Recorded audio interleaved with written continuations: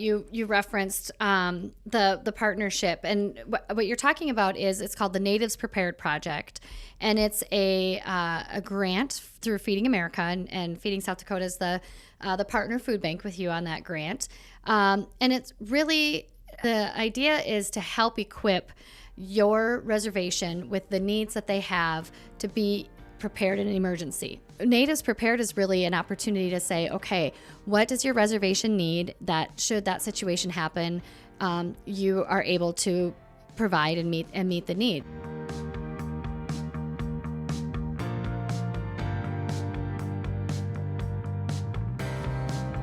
Hi everyone, welcome to this week's episode of 50 Faces of Feeding South Dakota. We're continuing our conversation this week about food insecurity and movements that are happening within tribal nations to help bring understanding to all of the great things that are going on to help resolve some of that food insecurity. And today we have Lexie with Sisseton-Wahpeton Oyate. Lexie, did I say that right?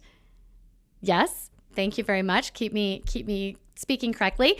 Why don't you start by introducing yourself to our listeners and our viewers? Tell them a little bit about who you are. All right. Mitapiapi. My name is Lexie Fincher Lincoln. I am the vice chairwoman of SWO. Thank you, Feeding South Dakota, for inviting me today. So Lexie, have you been on reservation, like born and raised on reservation? We talk with people who leave when they get into adulthood and then come back. Tell us a little bit about your background. Okay. Well, I was actually I was raised for a few years when I was younger on the reservation. I went to the closest little country school, Wilmot School, for a little while from pre-K to first grade. My mother and my father got married, and so we went to Houston, Texas, in which we were raised with his family. I grew up mostly in Houston. As soon as I graduated from high school, I moved off to Huntsville, Texas, to Sam Houston State University. So that's where I received my bachelor's in criminal justice and a minor in psychology. Okay. So as soon as I graduated, I decided to come back to the reservation. My focus at the time was to become a juvenile probation officer in our area. That was my idea when I came back, but there was other plans that It was derailed a little bit. a little bit. Yeah. So, Sisseton-Wahpeton Oyate. You were talking a little bit before we started recording that you defined your reservation area a little differently. So let's give a little bit of context. Tell us what part of the state, kind of what counties you're in, and what that tribal location or landscape is like. Okay. We are in the northeast of South Dakota, near Sisseton. We have about roughly 6,500 members who live on the reservation. Our reservation is not open and closed. It's more of a checkerboard. So we're about 7 different counties. Like I said, the main county is Roberts County. But yes, we do affect about 7. We have members in 7 different counties, and it's a rural area mostly. Yeah, and then that's all not like when you say open and closed, like it's not connected as one. No, we go It's off off and on. jurisdiction, and then Okay. yeah, so. Okay. Is that a common thing, or is it a little bit more unique to have a reservation laid out like that? There's a few of us like that, not all of them. There are a few that are open and closed, but no, in our area, we're the checkerboard. Okay. All right. You get that. You get that title. Yes. So, Mothership kid. yeah. So you mentioned it's a rural area. Do you want to share just a little bit? What is food access like for your tribal members? What is, are there grocery stores nearby? What kind of opportunities do people have to get food? Um, we have about 2 grocery stores in our town, Sisseton.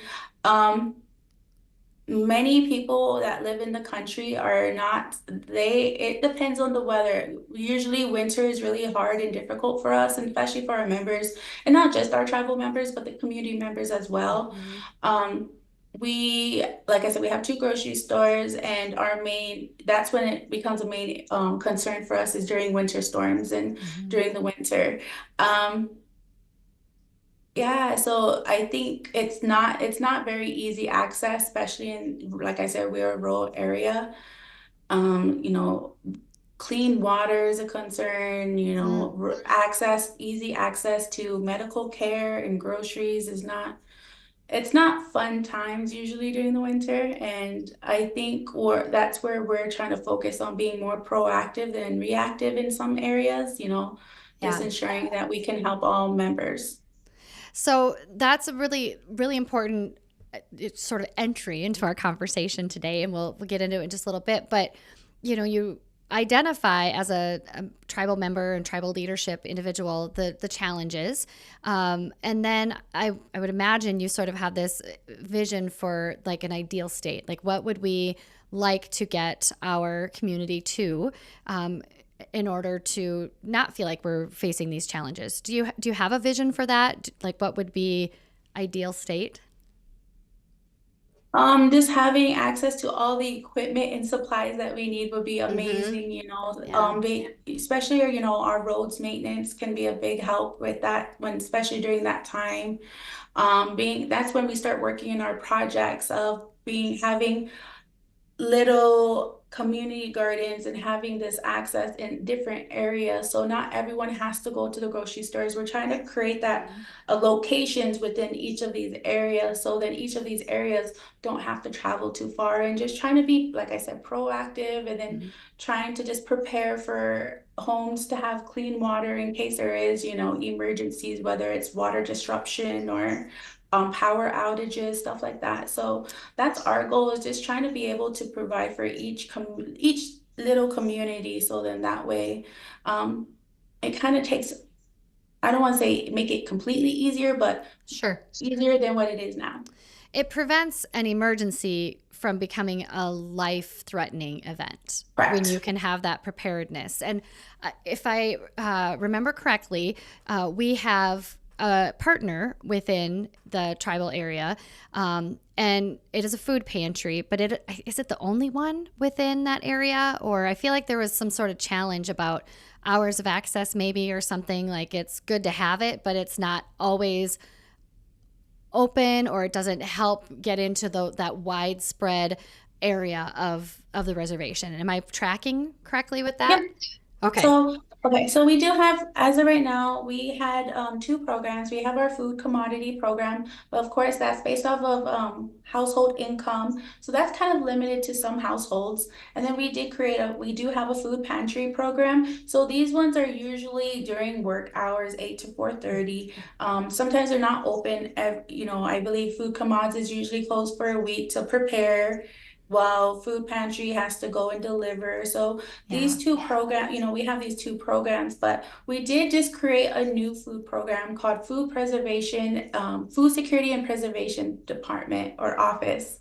And Okay. so that is just barely 1 years old. I mean, it has its history from back in the 60s and 70s that Sure. kind of died down, but we brought it back up. And so with this program, we're trying to, like I said, with the community gardens, we created a 7-acre community garden with the help of Feeding South Dakota and assistance Mhm. with Feeding America. So that's helped that. Well, it's also going to be able to teach community members about food preservation, medicinal harvesting medicinal plants, Mm. and just different areas. So Yeah. then that way it's open after 4:30 and is available to Sure. our community members. So let's talk a little bit about you referenced the partnership, and what you're talking about is it's called the Natives Prepared Project, and it's a grant through Feeding America, and Feeding South Dakota is the partner food bank with you on that grant, and it's really, if it's the idea is to help equip your reservation with the needs that they have to be prepared in an emergency. And that when I've had conversation, I'm going to be honest, I know very little about it. But when I first started at Feeding South Dakota, my first winter here, we had that really big snowstorm that it just had feet of snow, right? And I remember we did some emergency response to Sisseton-Wahpeton. We did some to Rosebud and to Pine Ridge, because the people were living so rural, they couldn't get out of their homes, and vehicles couldn't get to them. And so we would bring in a truck of food, and people would meet our truck with snowmobiles and sleds, and they would take it to the houses, right to the people, so they had access to that food. And Natives Prepared is really an opportunity to say, okay, what does your reservation need that should that situation happen, you are able to provide and meet the needs. So is it, a warehouse of food just for emergencies? Is it, what are the things, right? And it could be internet. It could be, the running water, the clean water, and that type of thing. And so you were given that grant, and I know there was an assessment that was done with your tribal members to say where is the greatest need and where are we going to start. So do you want to talk a little bit about that? Where did you say, gosh, I mean, it feels like a lot, right? There's a lot of things we could do here. So how did you make that decision on where you started? Well, to start from the beginning, unfortunately, I wasn't in the position. This happened couple of Mm-hmm. years before I came in. The tribal executives just came in fiscal, January 2023. So since January 2023, I've just been kind of carrying on what the previous Mm-hmm. executives and councils have done before. But what basically happened during that time also is that's when COVID kind of hit too, which made us, like I said, it made us go into a reaction instead of being proactive. And so we are thankful for Feeding America with that. What we did with that, well, we approved it. So when you say was the funding during that time or this, because I know we got more funding this year, so I'm sorry. No, that's fine. This is your, I believe, a second award, Yes. because the funding also had started before my time here too. Like the project had Okay. just gotten momentum when I started. Um, Okay. and I think the assessment phase is where the tribe was at, with that first one. So yeah. Okay, so with the first one, like I said, it kind of helped us prepare what we need to start working on. What can we do to work on it now? Mm-hmm. They did come back in 2023 towards the fall. So like I said, they came in towards the middle ending where they're like, all right, this is where we started taking the steps to make sure that we meet these assessment needs.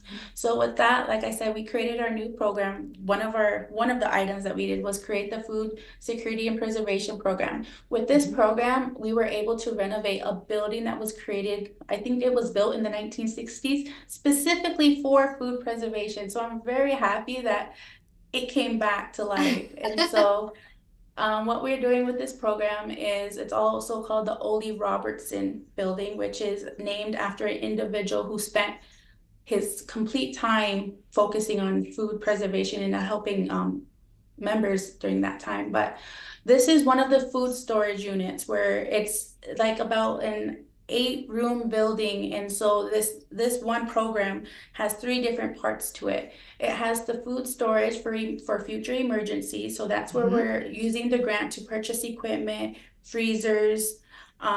That's where we're going to be storing emergency food boxes. The second part is creating the food boxes and also having classes to teach our tribal members how to create emergency food boxes and how to preserve food. That's the second part. And then the third part is like the gardening, like I said. But the grant that we received 200,000 the first time. There was extra funding, so we applied for the second 200,000, and then there was carryover for about, I believe it was 78,000. So we received about 478,000 last summer, and that has purchased much of our gardening supplies for the 7-acre garden. Mm-hmm. It has purchased all the bigger equipment for the building, and it's able to help us employ 2 of the employees at least for one year. So we're pretty excited that it's really helped this program come back to life and also teach the next generation Yeah. some of these items that our grandmas and grandpas knew back in the day. So Yeah. The then not only important that. skills.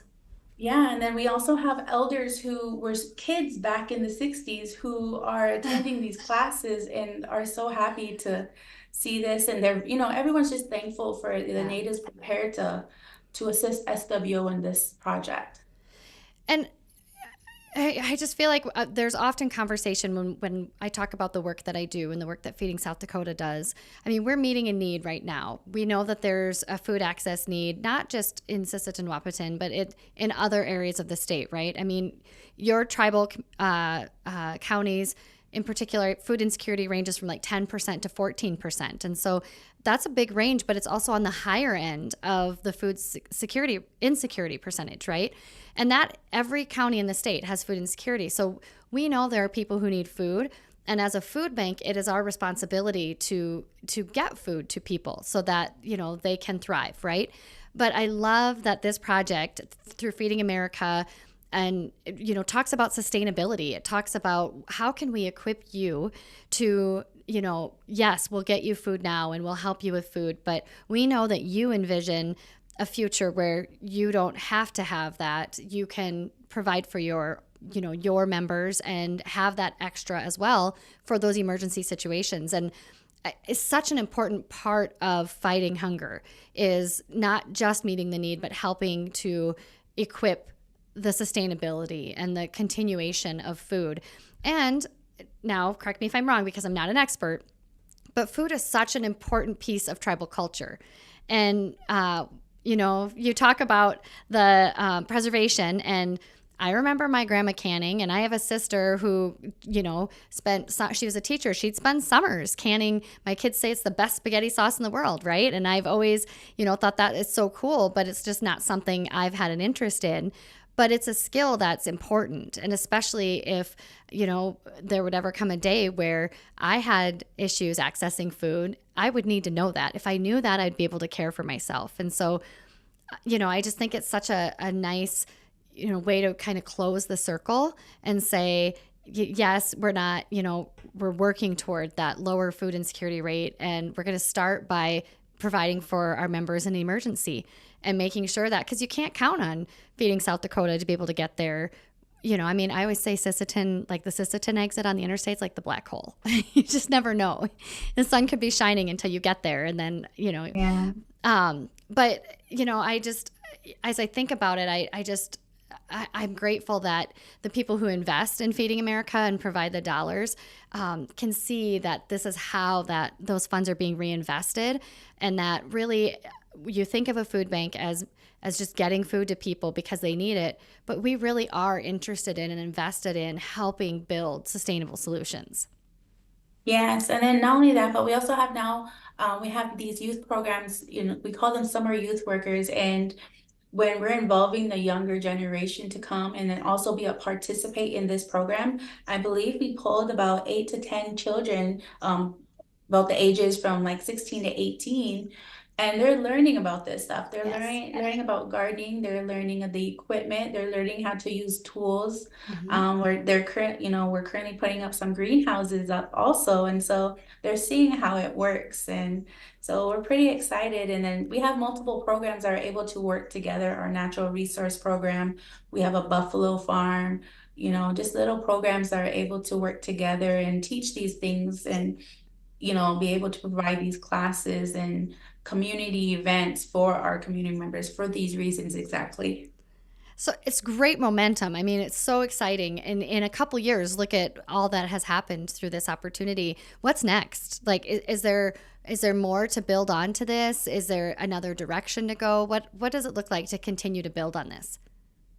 So part of, while there's already a three piece to this one program, we do hope to continue with the program income part of while we're able to grow and sell produce, hopefully Mm-hmm. in the near future to our local C store, our little grocery store, and Mm-hmm. being able to produce it for members who want to purchase homegrown food that's right from our front Yeah. gardens.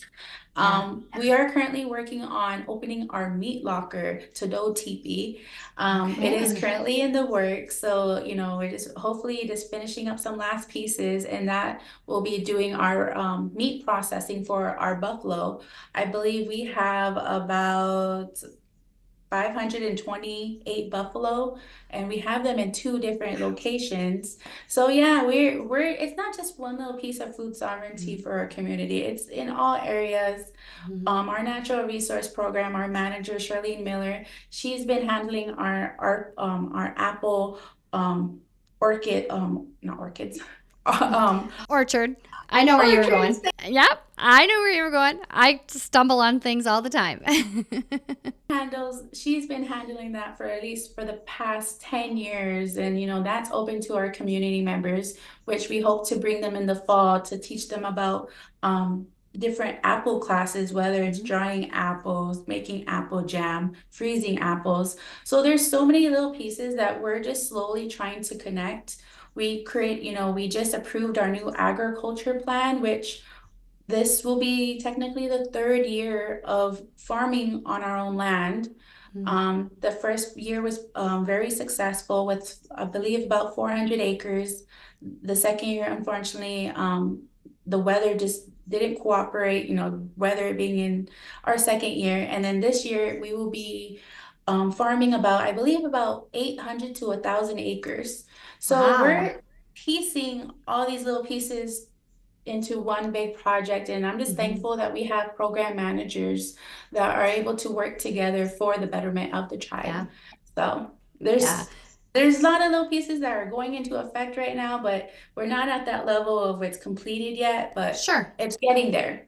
But it's great work, and it's forward movement from 3 years ago when there was just all this concern and need, right? And now you're able to identify and meet those needs, and it's incredible things that are happening. And I love food sovereignty is one of my favorite things to talk about, because it's meaningful. It's not just providing for your people or making revenue. It is truly that pride that comes from creating something from nothing or beginning something that is going to have a legacy and serve generations to come. And I think it just shows that desire to be self-sustaining. And it's just one of my favorite conversations to have. So thank you Yeah. very much for being here today, Oh, and thank joining you. us. Before you go, I have a question. Yes. If South Dakota were a fruit or a vegetable, what would it be and why? And like a specific fruit or vegetable, not just the category. A specific fruit for South Dakota. Mm-hmm. I think I would say, is it Oh, is there a granny apple where Okay. it's nice and sweet and a little tart at times, but it's good. That's excellent. I've had apple as an answer before, never like down to the Granny Smith level. So I think that was really good. And I don't know. I think I've had like the sweet, little tough on the outside, but sweet on the inside. But I think that was a really good description. A little tart sometimes. I think we can get a little attitude every now and then. Well, thank you so much for being here with us today, Lexie. I appreciate that you took the time to share with us. For our listeners and our viewers, if you're interested in learning more about the Sisseton-Wahpeton Oyate tribe, head out to the internets, into the interwebs. They have a great website out there.